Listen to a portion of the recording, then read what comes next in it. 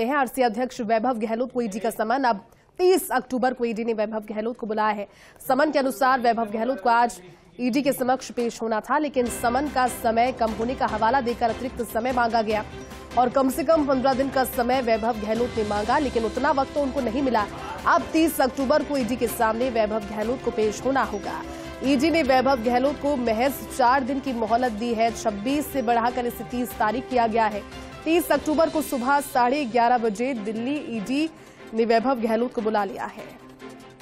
बड़ी खबर आपको बता रहे हैं, क्योंकि दिन भर से इस खबर के बाद में इस चीज को लेकर के लगातार कई कयास लगाए जा रहे हैं कि आगे क्या रुख होता है वैभव गहलोत का, क्योंकि प्रतिक्रिया तो उन्होंने दी, आपने सुना भी फर्स्ट इंडिया पर। उन्होंने कहा कि काफी साल पुराना ये मामला है जिस पर भी अपने सारे जवाब पेश कर चुका हूं, क्योंकि चुनाव राजस्थान में नजदीक है और ऐसे में ईडी ये कार्रवाइयां वाकई में एक संशय, एक संदेह पेश करती है। ये वैभव गहलोत का कहना था। हालांकि उन्होंने कहा कि 25 तारीख को नोटिस समय पर उन्हें मिला और उसके बाद में नोटिस के पश्चात 1 दिन के बाद ही उन्हें पेश होने का कहा गया।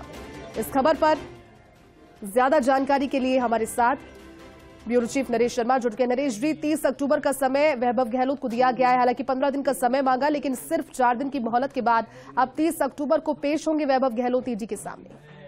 बिल्कुल, जैसे देखिए 25 अक्टूबर को यानी कल जो है वो वैभव गहलोत को सम्मन मिला था और आज सुबह उनको जो है ईडी के समक्ष पेश होने के लिए कहा गया था।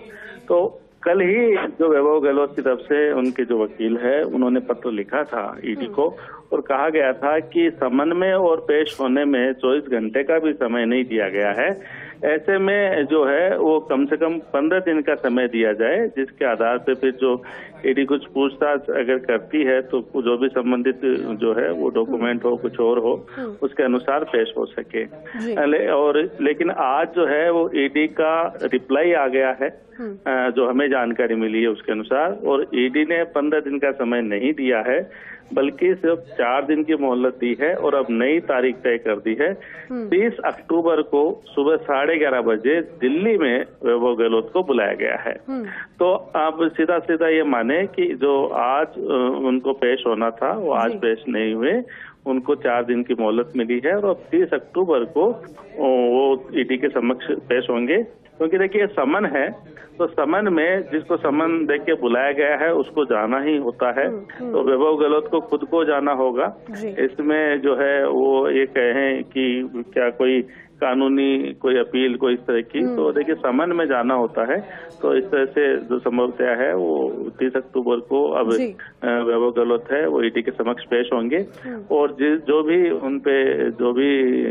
उनसे पूछताछ करनी है या उनसे कोई वेरिफिकेशन करना है या उनसे कोई जानकारी लेनी है, वो जो पिछले दिनों जो कार्रवाई हुई थी एक होटल को लेके, इस तरह के जो फेमा का चूंकि मामला है, तो इस तरह से जो भी जानकारी उनसे लेनी है या कुछ ईडी के समक्ष कोई पहले से कुछ कागजात हो जिनका वेरिफिकेशन कराना हो, कोई पहली जो कार्रवाई हुई उसमें कुछ इनपुट मिला हो, उस इनपुट के बारे में वैभव गहलोत से कुछ पूछना हो, तो तमाम जो सवाल है इनके जवाब वैभव गहलोत से लिए जाएंगे और वैभव गहलोत खुद ही जो है वो ईडी के समक्ष वो पेश होना होगा उनको। तो 30 अक्टूबर की जो तारीख, जो बड़ी खबर ये है कि अब नई तारीख आ गई है। 30 अक्टूबर को सुबह 11:30 बजे ईडी ने बुलाया है, दिल्ली में पेश होंगे और दिल्ली में ही वो जो भी ईडी के सवालात है उनका जवाब दिया जाएगा। नरेश जी, आप बने रहिए हमारे साथ, क्योंकि ये तो बात हुई